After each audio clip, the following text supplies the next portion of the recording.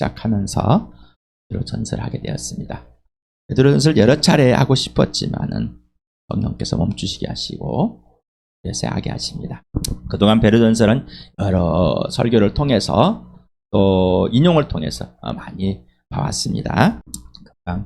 친구의 고백이란 저는 잘 모릅니다. 예수님을 믿어서 6년에 12월에 예수님을 믿었기 때문에 분들은 1980년 중반쯤에 아마 코로나 중반쯤에 찬양 대학을 시작한 것 같습니다만 찬양이 제가 예수 믿고 음반을 사러 갔습니다. 기독교 백화점에 갔더니 뭐 아는 게 있어야지요. 또 물어볼 사람도 없고 그래서 그냥 다윗이라는 원하단 그래 좀 괜찮겠다 와서 테이프를 사와서 들었습니다. 이 참 저에게 굉장한 복음에 대한 이해, 내가 죄에 대한 그리고 내가 구원받을 만한 자격이 있었을까 하는 또 죄들이 용서받은 사실이 예수를 믿기를 두려워했던 당하게 왜 그랬어요? 성령 들춰주시면서 찬양이 참 내 마음을 찔렀습니다. 오랜만에 처음 들어보신 분들도 있을 것입니다.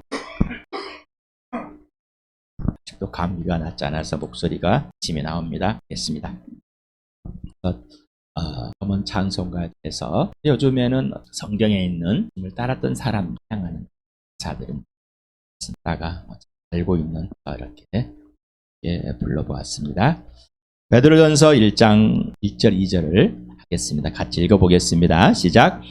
예수 그리스도의 사도인 베드로가 본도와 갈라디아와 갑바도기아와 아시아와 비두니아에 흩어져 사는 나그네들인 택하심을 입은 이들에게 이 편지를 씁니다.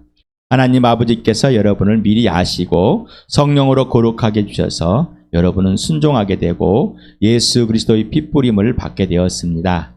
여러분에게 은혜와 평화가 더욱 가득 차기를 빕니다. 이 베드로전서는 1억 볼 때 60년대 초기로 보고 있습니다. 그래서 대부분이 64년경 곧 로마의 황제 네로가 그리스도인을 박해하기 핍박하기 전인 바로 64년 중반쯤에 썼을 것이다. 추측을 하고 있습니다. 그 전까지는 그리스도를 믿고 따르는 자들, 그리스도인은 유대교의 한 분파 정도로 로마에 생각하고 있어가지고 핍박을 하는데 이제 여러분도 역사 속에 잘 알고 있지 않습니까? 로마시에 이제 화재가 발생. 그걸 누구에게 책임을 물어서 결국은 그리스도의 침체적 책임을 묻고 죄를 덮어 씌워서 시작합니다. 기록의 장소를 보면 5장 13절에 바벨론이라는 게 나와요. 바벨론의 위치가 어디냐? 논쟁이 많은 것 같습니다만은 대부분이 로마로 여기고 있다고 합니다. 그래서 베드로가 떠난 다음에 그 후에 63년, 64년경에 바울이 떠난고 베드로가 거기에서 편지를 썼을 것이다. 바로 수신자들인데 한 교회, 바울 서신 같은 분명히 교회들 그리고 개인에게 편지를 쓰는데 이렇게 베드로나 야고보나 요한이나 이렇게 보면은 특정한 교회가 이름이 없습니다. 그래서 일반 서신이라고 이렇게 신학자들은 분류를 하고 있답니다.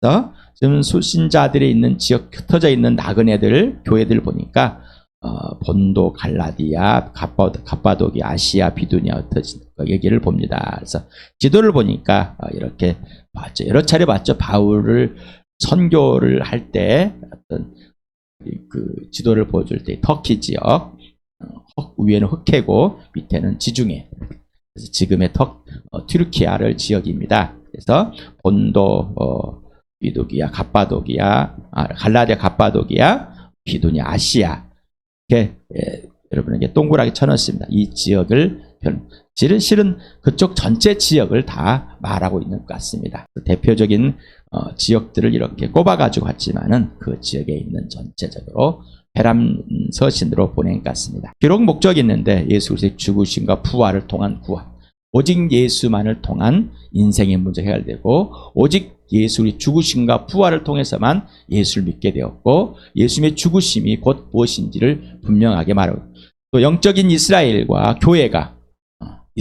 교회가 어떻게 연결되어 있는지, 또 그 구성원들과 성도들 관계가 무엇인지를 분명하게 말해줬고요. 예수 그리스도와 같이 육체적 고난을 당함이 당연하게 받아들이고 끝까지 기쁨으로 견뎌내는 그런 삶, 이게 기록의 목적이라고 보고 있습니다. 마태복음 5장 11절 12절을 같이 읽어보겠습니다. 시작. 너희가 나 때문에 모욕을 당하고 박해를 받고 터무니없는 말로 온갖 비난을 받으면 복이 있다. 너희는 기뻐하고 즐거워하여라. 하늘에서 받을 너희의 상이 크기 때문이다. 너희보다 먼저 온 여자는 또 이와 같이 박해를 받았다. 예수를 믿는 것은 고난과 박해와 시련이 있다는 것입니다. 사람들로부터 그렇게 당할 수밖에 없습니다. 그래서 예수님 때문에 모욕당하고 박해당하고 터무니없는 말 온갖 비난을 받을 때 뭐라고요? 복이 있다. 행복하다. 복이 있다는 행복하다는 것입니다. 행복하다. 모욕을 당하면 뭐라고요? 행복하다. 박해를 받으면 어떡해요? 행복하다. 말도 안 되는 말로 비난을 받을 때 행복하다. 그런데 실은 안 행복하죠. 를 받죠. 찬양해 무섭고 두렵고 그럴 때 그런 생각이 나. 베드로가 닭이 울기 전에 자기의 그 모습, 그래서 세상에서 새벽 울 때마다 내가 예수님을 부인한 그 악랄한 짓을 한, 그런데 예수님이 끝까지 포기하지 않으시고 사랑해 주시고 부활의 모습을 보여서 온전히 회복한 너희 믿음이 사단이 키로 까부는 것처럼 까불려고 하는데 나는 너희 믿음을 지켜주겠다는 예수님의 약속. 바다 위를 걸어오라 할 때 무섭고 떨리고 호적될 수밖에 없는, 믿을 수 없는, 신뢰할 수 없는 예수, 그런 나를 사랑하신. 전에는 모욕을 당하면 부르르 떨었고 박해를 받을 때 부르르, 조그만 모욕을 당하면은 비난을 받으면 부르르 떨어버린다. 그때마다 나를 품으셨다. 나는 예수님을 또 모욕하고 비난하고 예수님을 십자가에 죽였다. 그래서 예수님이 십자가를 들 때마다 내 모습이 보입니다. 비난 소리를 듣고 모욕을 당하고 어려움과 환경 속에서 들을 때마다 예수님이 기억이 됩니다. 내 몸이 약할 때 예수님이 기억이 됩니다. 저는 감기가 올 때 오히려 더 예수님과 더 친밀해집니다. 왜냐하면 제가 제일 힘든 게 감기입니다. 아무것도 움직일 수, 할 수 없는, 정말 무능한, 눈앞에 죽어가도 건져낼 수 없는 날. 내 자신조차도, 내 몸조차도 어떻게 할 수 없는. 그런데 기뻐하라, 즐거워하랍니다. 어떡해요? 어떻게 기쁨이 됩니까? 라는, 네가 나를 내가 너를 사랑하는 그 기쁨이 이 안에서 충만하게 즐거워하다. 왜 춤을 출 수 있을까요? 예수 그리스도가 내 안에서 나를 사랑하시고 나를 위로하시고 행복 자체가 되어서 즐겁고 춤을 출 수밖에. 세상의 가치, 역설적이 되어버려. 신학적인 가치를 보면은 예수에 대한 교리가 꼭 들어 있습니다. 또 교회의 관계, 구원, 믿음, 삼위 하나님 아버지, 아들과 성령, 이스라엘과 교회 연결, 성도의 삶, 고난과 기쁨, 이런 교회 안에서 관계와 질서, 이런 것들이 엄청납니다. 그래서 왜 이를 치르면 이유와 원인과 근거를 분명히 알려줍니다. 베드로전서 읽을 때 왜 그래야 되는 것입니다. 이유와 원인과 근거를 꼭 질문하면서 읽어보시기 바랍니다. 꼭 들어보시기 바랍니다. 여기에 베드로라는 이름이 나옵니다. 베드로, 왜 베드로가 되었는가? 를 한번 찾아봤습니다. 요한복음 1장 42절에 같이 한번 읽어볼까요? 시작. 그런 다음에 시몬을 예수께로 데리고 왔다. 예수께서 그를 보시고 말씀하셨다. 너는 요한의 아들 시몬이로구나. 앞으로 너를 게바라 부르겠다. 게바는 베드로 곧 바위라는 말이다. 이미 답이 다 나왔습니다. 마태복음 16장 16절에서 18절 같이 읽겠습니다. 시작. 시몬 베드로가 대답하였다. 선생님은 살아계신 하나님의 아들 그리스도이십니다. 예수께서 그에게 말씀하셨다. 시몬 바요나야, 너는 복이 있다. 너에게 이것을 알려주신 분은 사람이 아니라 하늘에 계신 나의 아버지시다. 나도 너에게 말한다. 너는 베드로다. 나는 이 반석 위에다가 내 교회를 세우겠다. 죽음의 문들이 그것을 이기지 못할 것이다. 요한복음 21장 15절도 한번 같이 읽겠습니다. 시작. 그들이 아침 먹은 뒤에 예수께서 시몬 베드로에게 물으셨다. 요한의 아들 시몬아, 내가 이 사람들보다 나를 더 사랑하느냐? 베드로가 대답하였다. 주님, 그렇습니다. 내가 주님을 사랑하는 줄을 주님께서 아십니다. 예수께서 그에게 말씀하셨다. 내 어린 양 떼를 먹여라. 그래서 베드로, 이게 반석이란 뜻입니다. 헬라어는 페트로스입니다. 바로 시몬의 별칭입니다. 영어로는 쓰는 페트롤룸이라는 석유가 있습니다. 여기에서 석유라는 말이 나온 겁니다. 반석. 그래서 석유라는 건 돌 속에 있는 기름을 말 석유라는 것이죠. 바로 시몬이라는 가문의 이름이 본명입니다. 요한의 아들 시몬이라는 역사적인 이름을, 가문의 이름을 본명해서, 시몬이란 뜻은 뭐냐면은 히브리어는 시므온입니다. 그래서 하나님께서 들으시다라는 뜻이라고요. 하나님께서 들으시다. 분명해서 게바라고 말했죠. 히브리어로 게바입니다. 게바가 반석입니다. 게바를 헬라어로 페트로스라고, 케파스, 페트로스, 이렇게 히브리어와 헬라어를 같이 별칭을 줬는데, 베드로라는 이 이름을 많이 사용되어지고 있습니다. 여기는 바요나라 나옵니다. 어째 바요나라가 무슨 뜻일까? 바르라는 것은 히브리어로 아들이라는 뜻인데, 요한의 아들이라는, 그래서 그냥 바요나야 그러면서 시몬의 아들, 시몬 바요나야, 바요나 시모나 이렇게 불렀습니다. 그래서 요한의 아들 시모나를 이렇게 바요나라고 이렇게 약칭을 해서 불렀다고 합니다. 왜 베드로를 하겠는지를 알려드렸습니다. 자, 원래 이름 뭐라고요? 시몬. 그래서 요한의 아들인 시몬인, 그래서 시몬을 왜 예수님이 베드로라고 했을까? 반석이다. 너 베드로다. 너는 게바다. 라고 이렇게 명칭을 불렸다는 것이죠. 그래서 이제 분명하게 알았으니까 헷갈리지 마시기 바랍니다. 사도다, 번영을 받았다라고 여러분에게 천번을 말씀드린 것 같습니다. 아포와 스텔라의 성으로서 성된 명사로입니다. 그래서 원모로부터 보냄을 받았다라는 것입니다. 보냄을 받은 자, 예수 그리스도의 사도인 베드로, 개인적인 편지가 아니라 예수가 직접 보낸 사명자로서의 편지다. 소유격을 써서 예수 그리스도의 사도인 베드로, 그래서 예수님께 속해 있는, 예수님께 소유된 이란 뜻입니다. 터졌다. 여기는 디아스포라는 말을 많이 여러분 들어봤을 것입니다. 디아스포라는 구약에서 이스라엘 백성들이 죄를 범하고 나라가 망해갔을 때 백성들이 다른 이방의 나라들로 흩어져 나가는 걸 디아스포라고 그랬습니다. 여기에 이런 말을 사용해서 이 뜻은, 의미는 농부가 씨를 뿌리는 그런 현상에 대문된답니다. 씨를 뿌리는 것, 그런 것처럼 흩어진, 그래서 나그네다, 순례자다라는 것입니다. 그래서 여기 합쳐져 가지고 흩어진 나그네, 흩어진다. 그래서 파라피 때 모이스에서 디아스포라스, 그래서 나그네, 흩어진 써 있습니다.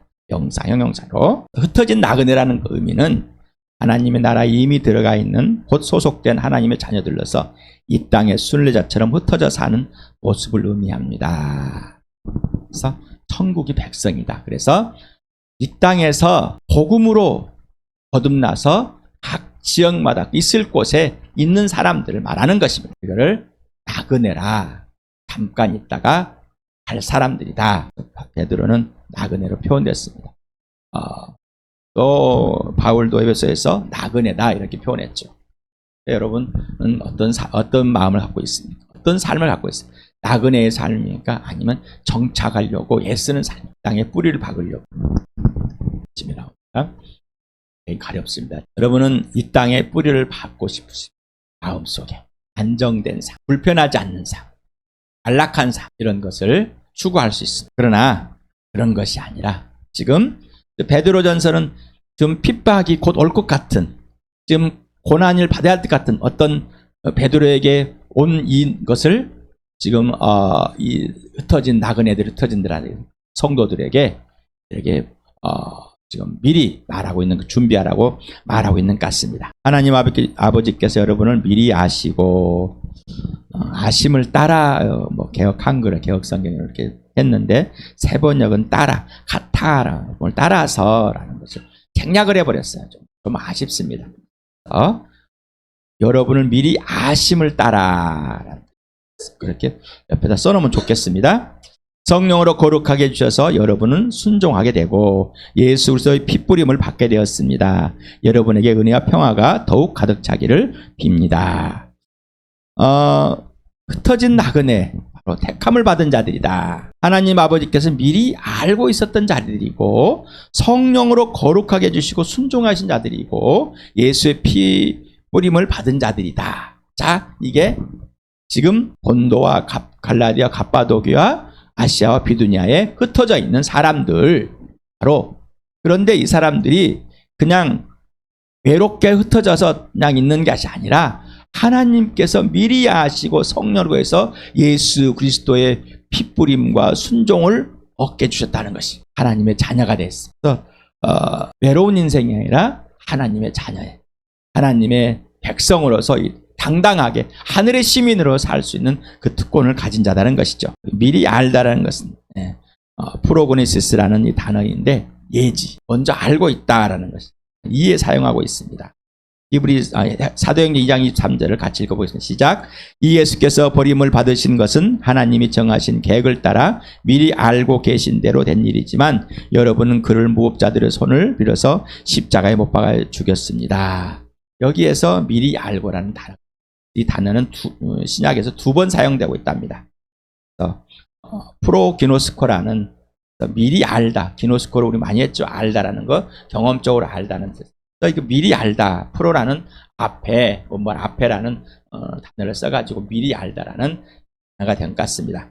그래서 하나님께서 뭐라고요? 나를 택하실 때 미리 알고 택하신 거. 나를 미리 알고 미리 택하시고 그리고 점 찍어놓고 어떻게 해요? 예수를 죽으신가 성령 안에 거듭남을 주게 하셨습니다.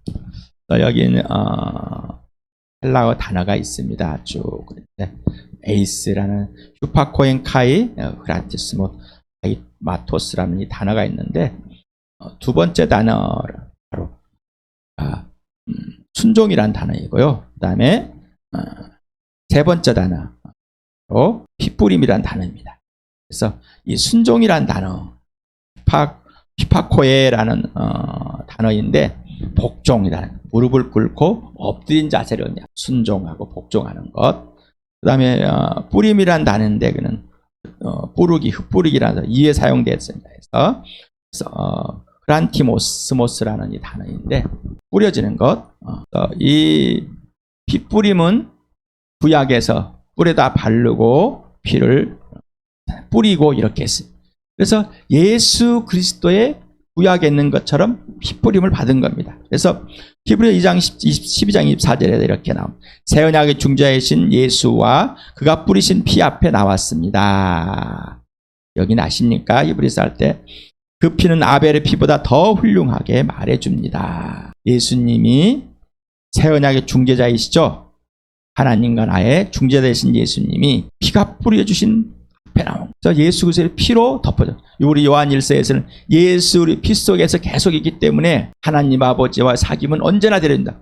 그러니 너희가 죄를 범했을 때 항상 고백을 하고 인정하고 고백을 해라. 그러면 의로우시고 이쁘신 하나님께서 너희와 사귐을 다시 갖게 해주실 것이다.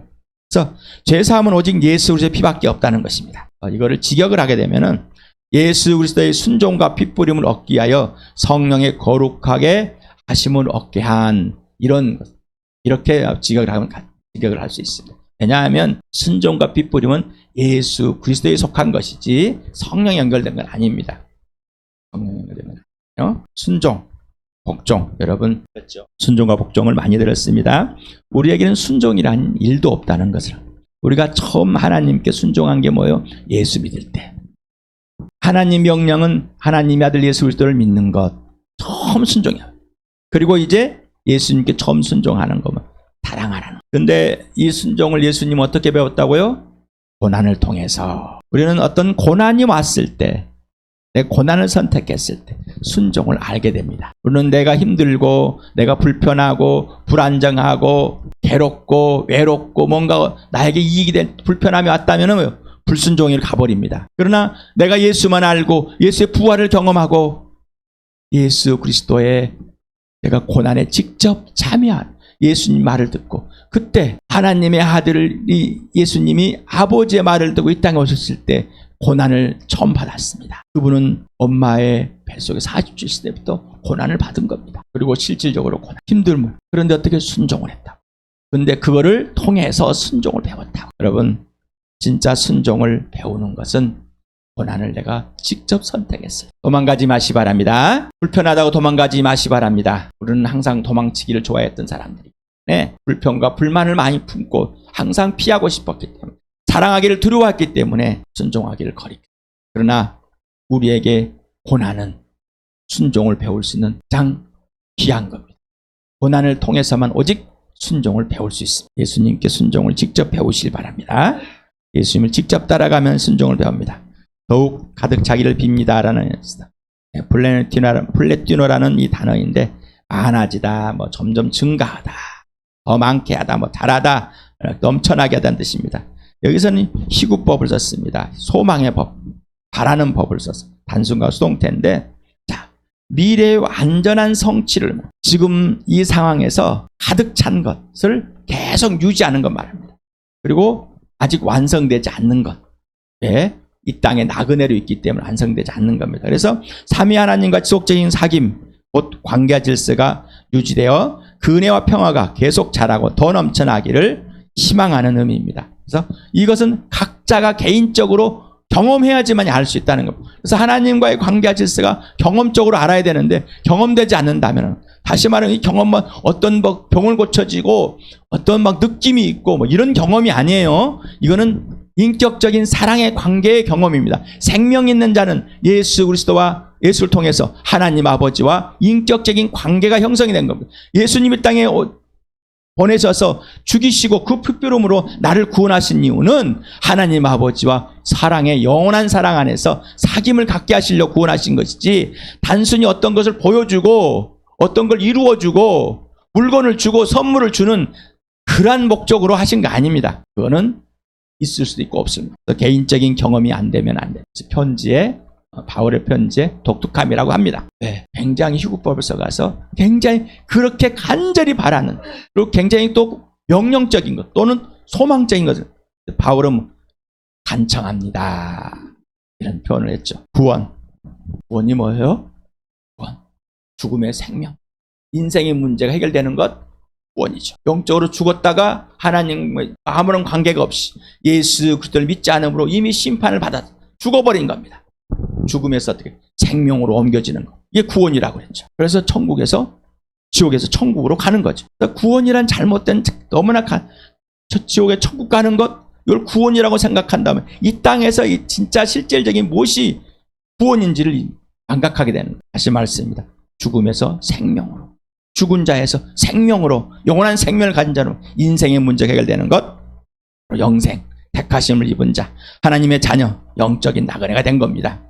삼위 하나님의 작품입니다. 구원은 삼위 하나님의 작품입니다. 하나님 아버지의 미리 계획하심과 아심을 따라서 성령으로 거룩하게 되고 예수 그리스도의 순종함과 핏부름으로만 얻은 구원입니다. 구원은 하나님의 수준이고 하나님의 크기입니다. 구원은 기적입니다. 인생의 문제 해결, 영원한 생명, 구원입니다. 이 땅에서 영원한 인생의 문제 해결되지 않고 죽어서 지옥에 천국 간다면 이건 종교입니다. 종교. 이 땅에서 인생의 문제 해결되고 이 땅에서 천국에 들어가 있는 사람이, 그래야 진짜 천국을 가고 있는 거죠. 예수 그리스도의 부활과 생명과 사랑 안에 있는 자, 예수 그리스도와 개인적이고 실제적이고 적절한 사귐에 있는 사랑 안에 관계와 질서에 있는 자, 이게 구원입니다. 구원은 삼위 하나님의 100% 선물입니다. 내 은은, 내 노력은 1도 없는, 그 어떤 것 먼저 들어가면 안 됩니다. 바로 이게 은혜입니다. 은혜와 평화. 요한복음 16장 3절 같이 읽겠습니다. 시작. 내가 이것을 너희에게 말한 것은 너희가 내 안에서 평화를 얻게 하려는 것이다. 너희는 세상에서 환난을 당할 것이다. 그러나 용기를 내어라. 내가 세상을 이겼다. 예수님이 마귀를 이겼습니다.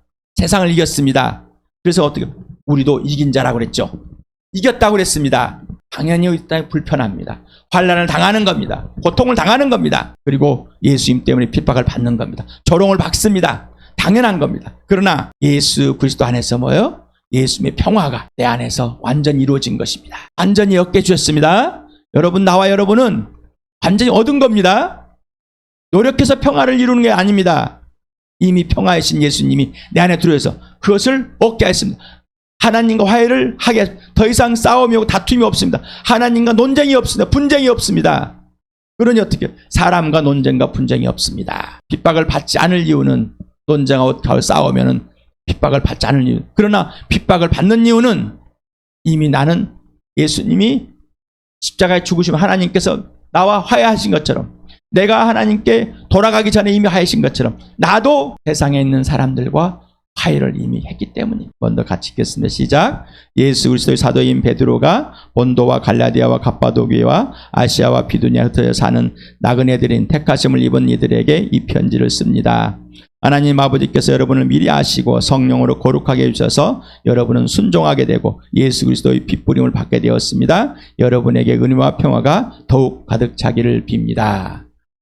이 축복이 오늘 지속적으로